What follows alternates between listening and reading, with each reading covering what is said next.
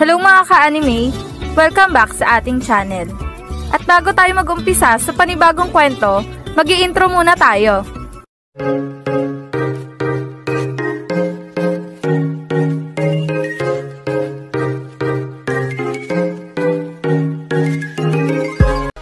Bago natin simulan ng panibagong kwento ng High School League, gusto ko na ipaalala sa inyo ng paulit-ulit na ang kwentong ito ay isang fan-made lamang na nabasa ko lang sa isang site at hindi ito kasama sa totoong kwento ng Slam Dunk.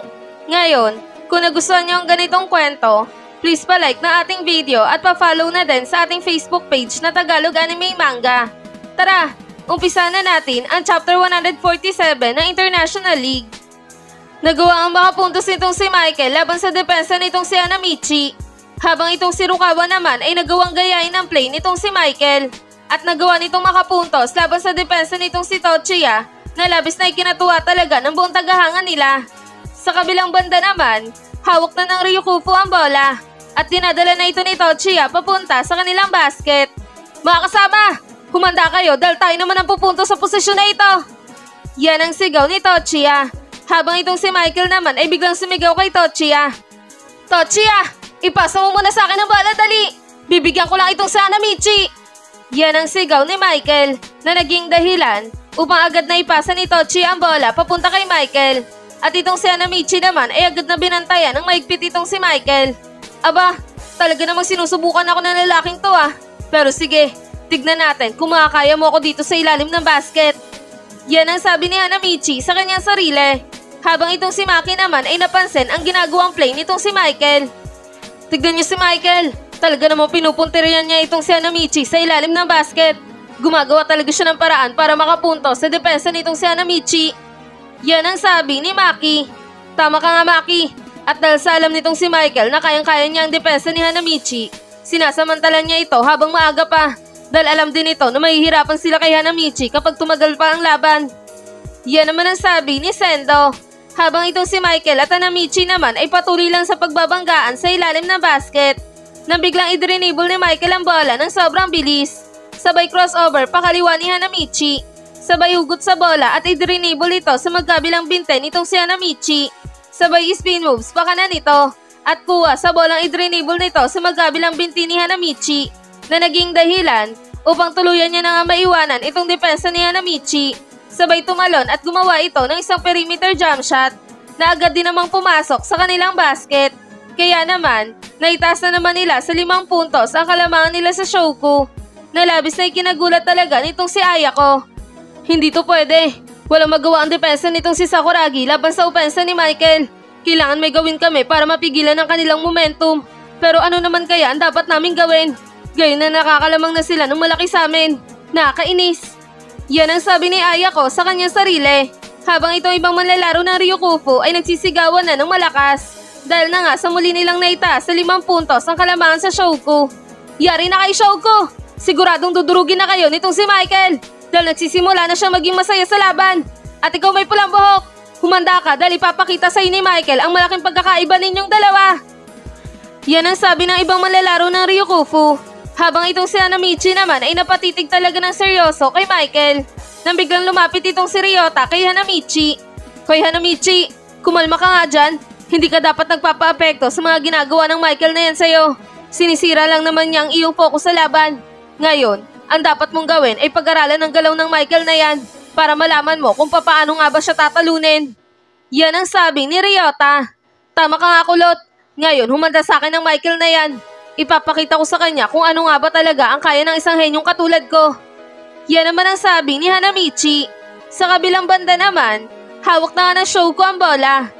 At tinadala na ito ni Ryota papunta sa kanilang basket. Habang itong si Mitsui naman ay biglang tumalim tingin kay Ryota na agad din namang napansin ito. Kaya naman, mabilis na umatake itong si Ryota sa depensa ng Ryukufu. Sabay pasa ng sobrang bilis ng bola papunta kay Mitsui na nakalipat agad ng pwesto. Nalabis na ikinagulat talaga nitong si Katsumi. Ano? Ang bilis! Hindi ko napansin itong si Mitsui na nakalusot na pala sa akin. Nakainis! Hindi ko na siya magagawang mahabol pa. Yan ang sabi ni Katsumi sa kanyang sarili. Habang itong si Mitsui naman ay hawak na nga ang bola.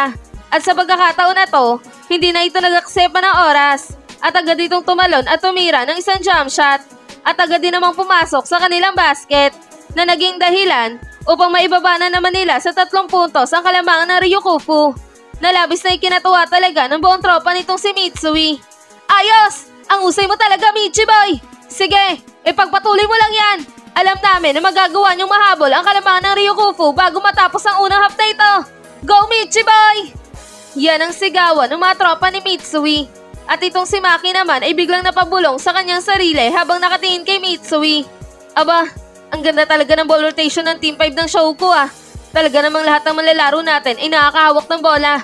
Kapag ganito lagi ang nangyayari, nakatitiyak ako na magagawa pa nating mahabol ang kalamangan ng Ryukufu sa atin bago matapos ang unang half na ito. Pero bago yun mangyari, dapat mapigilan muna nila ang gagawing opensa ng Ryukufu. Yan ang sabi ni Maki. Tama ka nga, Maki. Pero tingin ko, mahihirapan pa din tayo dito dahil kay Tochiya at Michael. Dahil nakatitiyak ako na hindi sila papayag na mahabol natin ng ganun-ganun lang kadali ang kalamangan nila. Yan naman ang sabi ni Sendo. May posibilidad nga na mangyari ang iniisip mo, Sendo. Pero tingin ko din na itong si Hanamichi ay magagawa ng malamangan at mapigilan itong si Michael. Yan naman ang sabi ni Fujima. Sa kabilang banda naman, itong si Ryota ay agad na nilapitan itong si Mitsui at pinuri ito sa nagawa nitong puntos. Nice shot, Mitsui. Nasa ulog talaga ang pulso mo. Ngayon, 3 na lang ang lamang nila ulit sa atin. Onting kembot na lang magagawa na nating mahabol.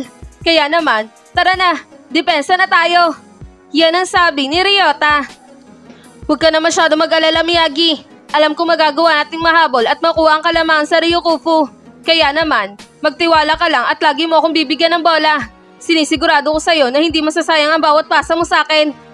Yan naman ang sabi ni Mitsui. Sa kabilang banda naman, hawak na ng Ryukufu ang bola at dinadala na ito ni Tochiya papunta sa kanilang basket. Team, humanda kayo dahil babawiin natin ang puntos na ginawa nila. Kaya naman, humanda na kayo at aatake na tayo. Yan ang sigaw ni Tochiya. Sabay pasa ng bola papunta kay Michael. At nang hawak na ni Michael ang bola, agad din naman itong binantayan ng maigpit ni Hanamichi. Hindi ka na makakaisa pa sa akin, Michael. Dahil sa posisyon na to, titiyakin ko na mapipigilan na kita. Yan ang sabi ni Hanamichi. Huwag kang umasa ngayon, Hanamichi. Dahil sa posisyon na to, sisiguraduhin ko na hindi mo ako magagawang pigilan. Yan naman ang sabi ni Michael. Sabay atake na sobrang bilis sa depensa ni Hanamichi. Habang itong si Hanamichi naman ay ginagawa ang lahat upang madepensahan lamang itong si Michael. Nang biglang sumigaw itong si Ayako. Akagi! Tulungan mo si Hanamichi, dali! Huwag niyong hayaan na makalusot si Michael sa depensa niya! Bilisan mo, Akagi! I-double team niyo si Michael! Yan ang sigaw ni Ayako na naging dahilan upang magmadali nga itong si Akagi para i-double team itong si Michael. Subalit, laking gulat ni Akagi at Hanamichi dahil na nga sa biglang ipinasa ni Michael ang bola papunta kay Hikaru. Masyado kayong agresibo, Shouko. Ngayon, humanda kayo dahil amin ulit ang posisyon na ito.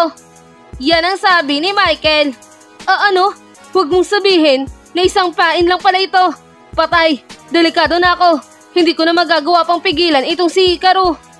Yan ang sabi ni Akagi sa kanyang sarili na talaga namang hindi na makabawi sa depensa para kay Hikaru. Habang itong si Hikaru naman ay nagawa na makuha ang bola at nang hawak na ni Hikaru ang bola, agad din naman itong tumalon at gumawa ng isang jump shot. At sa pagkakataon na to, wala na nakasabay pa sa kanya. Kaya naman, nagawa nitong maipasok ang kanyang jump shot sa kanilang basket na naging dahilan upang maitaas ulit nila sa 5 puntos ang kalamangan sa Shouko. At 1 minuto na lang ang natitirang oras para sa unang half ng laban. Nalabis na ikinatuwa talaga ng buong tagahangan ng Ryukufu. Ayos! Ang usay mo talaga gumawa ng play, Michael! At ikaw, Hikaru, ang usay mo din! Nagawa mong makapuntos nang walang kahirap-hirap! Sige, Ryukufu, 1 minuto na lang ang natitira para sa unang half na ito! Siguradong inyo na ang laban na to! Go, Ryukufu! Yan ang sigawan ng mga tagahangan ng Ryukufu. Nakainis! Nagawang malin lang ng Michael na to ang aming depensa. Nagawa tuloy nilang makapuntos sa amin. Nakainis talaga. Yan ang sabi ni Ayako sa kanyang sarili. Habang itong si Coach Hansei naman ay napansin na nangangamba itong si Ayako. Kalma ka lang, Ayako. Alam kong hindi ka talaga makapaniwala sa nangyayari sa laban. Pero huwag kang mag-alala dahil kasama ito sa aking plano. Binabasa ko lang talaga muna ang laro ng ating kalaban para pagtungtong ng second half, magawa nating makabawi sa kanila. Kaya naman, huwag kang masyadong kabahan dyan dahil unang half pa lamang ito. At hindi pa naman ganun kalakihan ang kalamangan ng Ryukufu sa atin. Yan ang sabi ni Coach Hansay na kalmado lamang. Tama nga si Coach Hansay ay ako at naniniwala ako sa kanya. Ngayon, ang dapat nating gawin ay panoorin muna ang laro ng Ryukufu bago tayo gumawa ng hakbang. Yan naman ang sabi ni Kogure. Sa kabilang banda naman, itong coach ng Ryukufu ay namanga talaga sa ginawang play nitong si Michael. Grabe, kamanga-manga talaga itong si Michael. Nakita mo ba yun, Coach Sensei? Napakabilis ng play na ginawa niya. Yan ang sabi ni Coach Eri. Tama ka nga, Eri. At yan talaga nagustuhan ko dyan kay Michael. Na kapag alam nilang kaya nila ang kanilang kalaban, sinasamantala agad nila ito at nilalamangan agad nila ng malaki. Ngayon, humanda na talaga ang show ko na yan. Siguradong atin na ang unang half na ito. Yan naman ang sabi ni Coach Sensei. At dito na nagtatapos ang Chapter 147 ng International League.